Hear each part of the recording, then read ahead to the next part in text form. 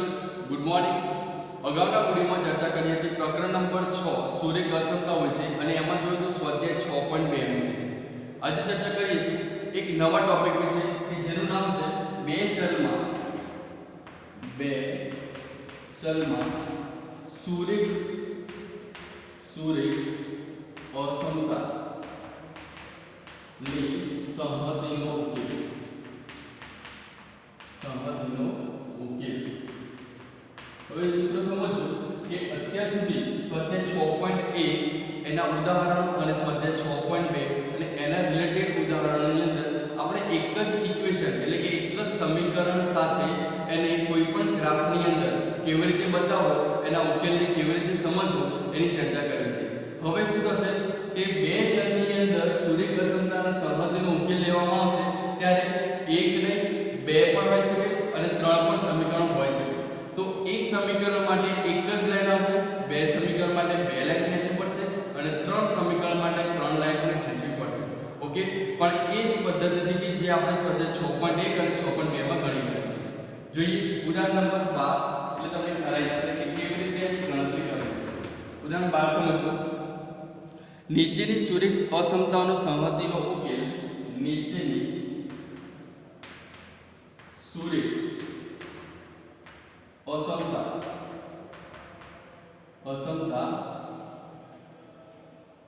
ઓની સંહતિનો ઉલ્લેખ આલેખ દ્વારા અસમતાનો ઉકેલ આલેખની રીત દ્વારા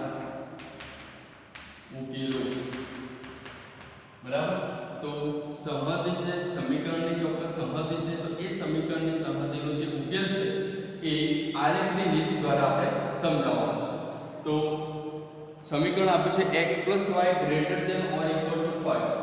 અહીંયા લખીશું x + y > or = 5 અને બીજું સમીકરણ છે x - y < or = 3.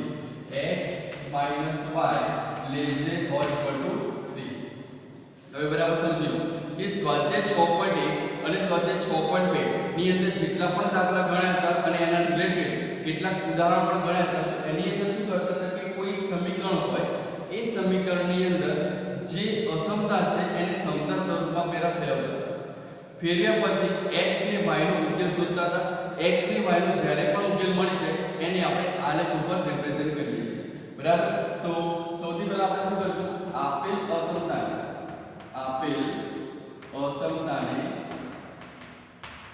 સમતા સ્વરૂપમાં ફેરવતા અથવા તો લખતા. બરાબર, તો શું લખાય, x + y = 5 લખાશે. x + y = શું થશે, 5. હવે x ને y ની અંદર ઉકેલ લાવવો હોય તો એના પોઈન્ટ્સ આપણે આલેખની રીત દ્વારા સમજીએ. કઈ રીતે થશે, x ની જગ્યાએ 0 અને y ની જગ્યાએ 0 મૂકી દો સૌથી પહેલા. તો x બરાબર જ્યારે 0 લઈએ ત્યારે y ની કિંમત કેટલી આવે, 5 અને y ની જગ્યાએ જે 0 હોય ત્યારે x ની કિંમત કેટલી આવે, 5. એનો મતલબ એવો થયો કે x અને y ની અંદર બે ઉકેલ મળી ગયા. કયા ઉકેલ, 0 5 અને 5 0. ઓકે, તો સમીકરણ 1 ઉપરથી બે ઉકેલ મળી ગયા છે. હવે આગળ જઈએ x - y > 3 માટે આપેલ અસમતાને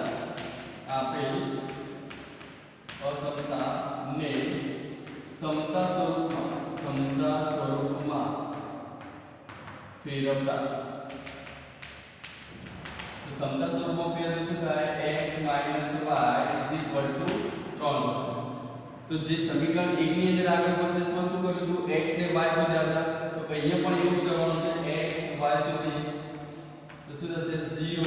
x અક્ષ માટે 0 લઈશું તો x ની વેલ્યુ 0 લઈએ ત્યારે y ની વેલ્યુ કેટલી આવે, -3.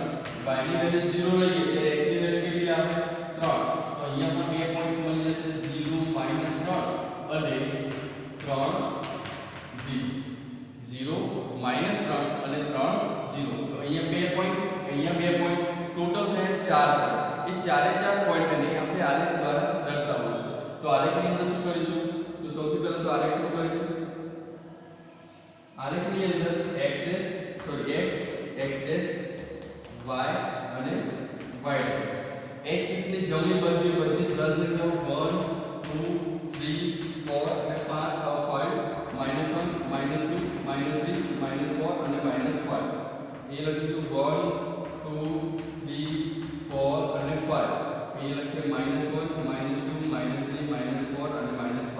એ તમને ખ્યાલ છે કે x અક્ષની જમણી બાજુએ બધી ધન સંખ્યાઓ છે, x અક્ષની ડાબી બાજુએ બધી ઋણ સંખ્યાઓ, y અક્ષની ઉપરની બાજુએ બધી ધન સંખ્યાઓ અને y અક્ષની નીચેની બાજુએ બધી ઋણ સંખ્યાઓ. એ ધોરણ 10 માં તમે ભણી ગયા છો. ઓકે, સમજીએ કે x ની જગ્યાએ 0 અને y ની જગ્યાએ 5, x ની જગ્યાએ 0 અને y ની જગ્યાએ 5 એટલે અહીં એક પોઈન્ટ મળશે. આ પોઈન્ટ ક્લિયર થઈ ગયું. 5 0 x અક્ષ ઉપર 5 અને y અક્ષ ઉપર 0 છે, તો x અક્ષ ઉપર 5, x અક્ષ ઉપર 5 અને y અક્ષ ઉપર 0 એટલે અહીં પોઈન્ટ મળશે.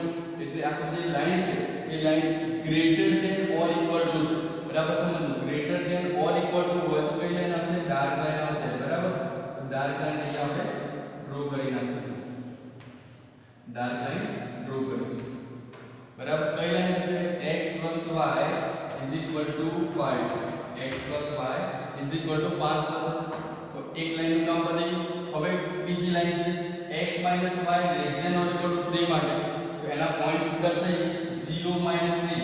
તો x અક્ષ ઉપર 0, y અક્ષ ઉપર -3, તો અહીંયા પોઈન્ટ આવશે. x અક્ષ ઉપર 3, y અક્ષ ઉપર 0, તો અહીંયા પોઈન્ટ આવશે. ક્લિયર? હવે આ બંને લાઈનને જોઈન કરવાની થશે ત્યારે શું થશે? ડાર્ક લાઈન આવશે, કારણ કે ઇક્વલ ટુ ની નિશાની છે. બરાબર, તો એ જે લાઈન છે કઈ છે? x - y = 3 ની લાઈન થશે. ઓકે, હવે આ બંને લાઈનના પાછા ભાગ પડશે. કયા કયા ભાગ?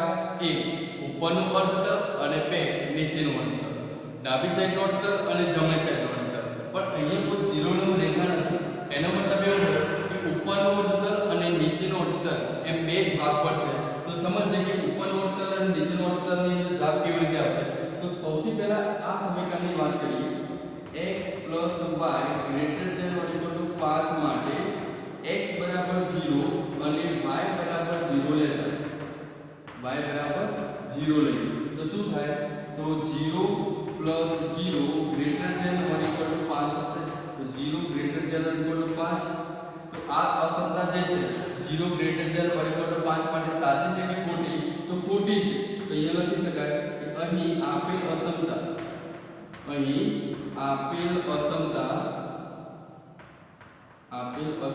ખોટી છે.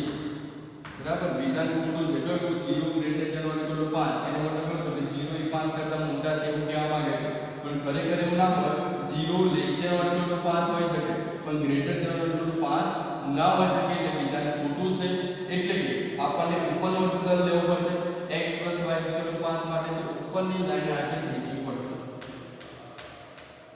બરાબર, અગર જો સાચું હોય તો નીચેની બાજુ એટલે કે 0 બાજુ ઉગમ બિંદુ આગળ આપણે લાઈન ખેંચી નાખીએ.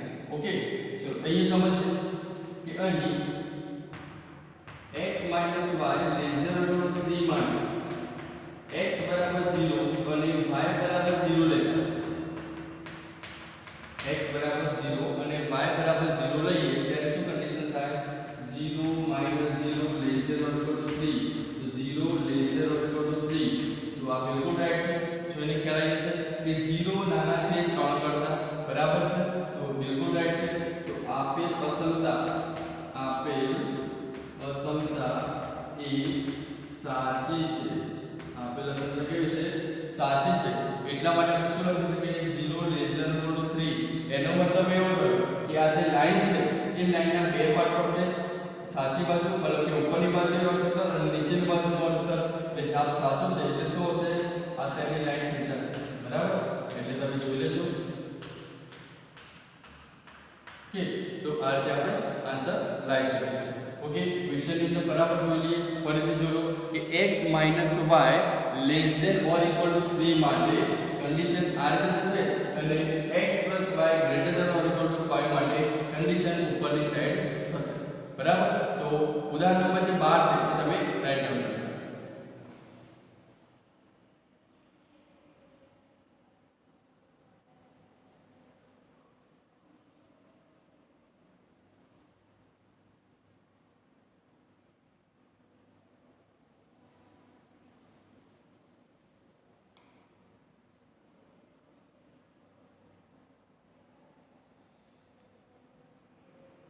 હવે જોઈએ તેના આધારે ઉદાહરણ નંબર 13.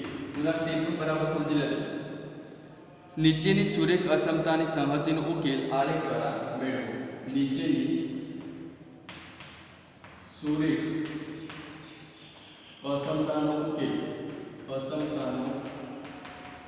ઉકેલ આલેખ દ્વારા મેળવો. નીચેની અસમતાનો ઉકેલ આલેખ દ્વારા શોધવાનો છે. એની અંદર ત્રણ સમીકરણ આપે છે. ત્રણ સમીકરણમાંથી પહેલું સમીકરણ છે 5x + 4y less than or equal to 40. Less than or equal to 40 આ પ્રથમ સમીકરણ છે. બીજું સમીકરણ છે x greater than or equal to 2.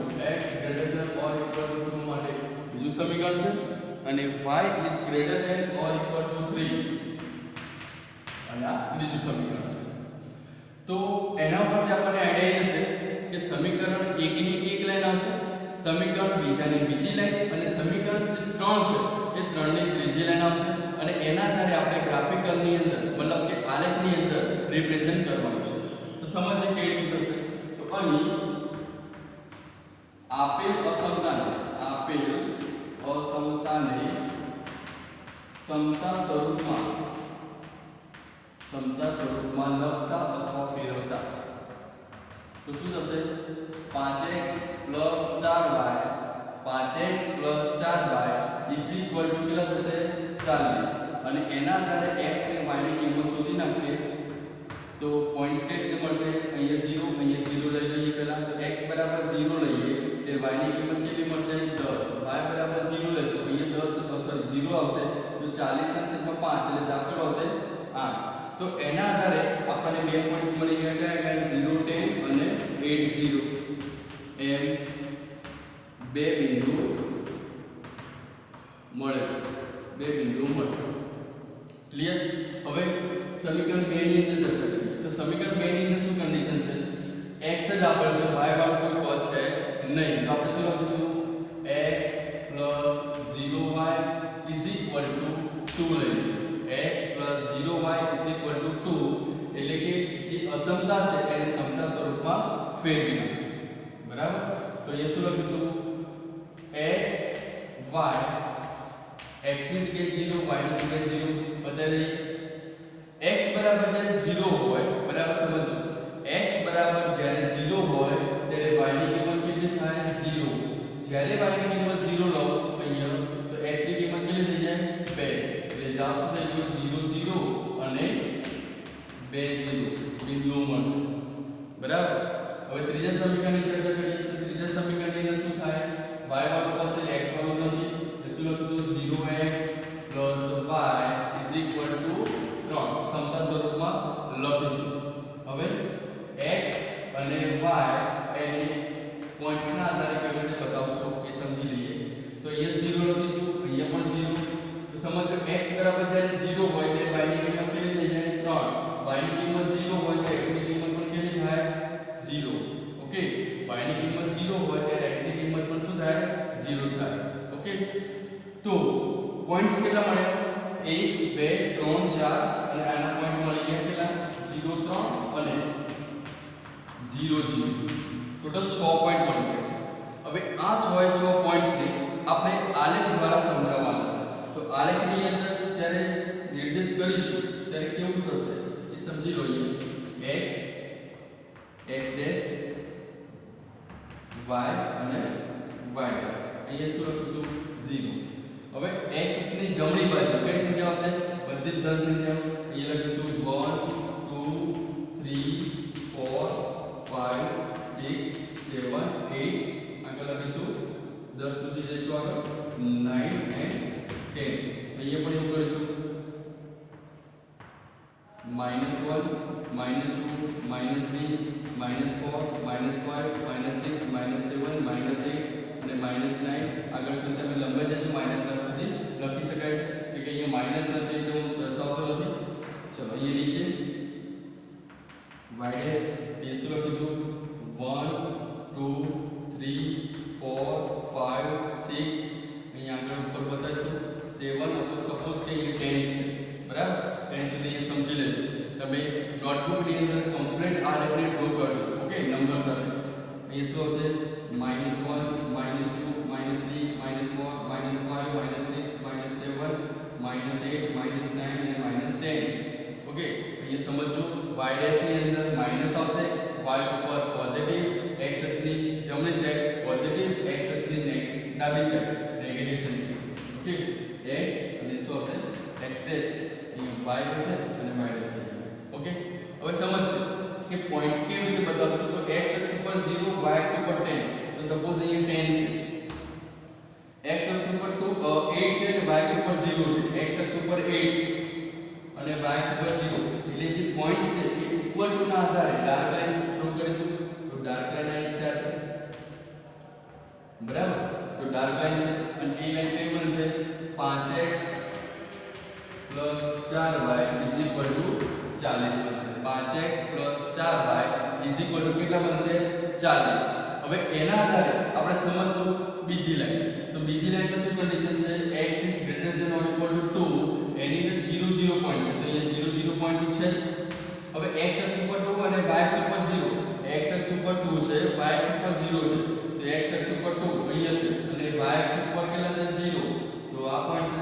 એનો મતલબ જે લાઈન છે શિરોલંબ બનવાની છે, y અક્ષ સમાંતર બનશે, શિરોલંબ લાઈન બની જશે. તો કઈ લાઈન છે x બરાબર 2 ની લાઈન છે. બરાબર સમજો. y greater than or equal to 3 માટે કન્ડિશન શું છે, પોઈન્ટ્સની 0 3 છે.